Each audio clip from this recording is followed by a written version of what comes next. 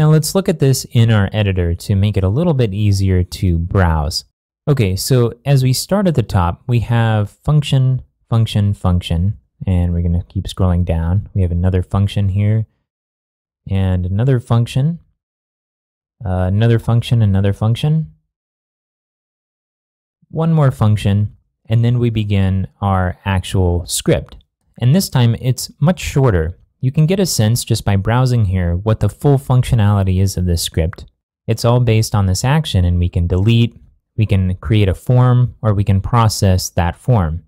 We have a list of functions that are easy to browse. Again, in some editors, you have this ability to take a look at the different functions on the page, so it can be easier to jump to a particular piece of functionality simply by reading through this and clicking on it to jump to the function.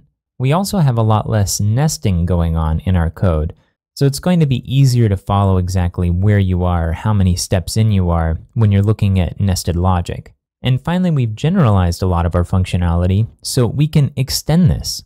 We can trigger various pieces of this in other scripts if we want to include the functions as a library. If you're looking for a challenge, one thing you can do is take the validation code. I'm going to scroll up here to our validation function here and generalize these various validations so you can use them as functions, not just within the context of this form, but in the context of any form.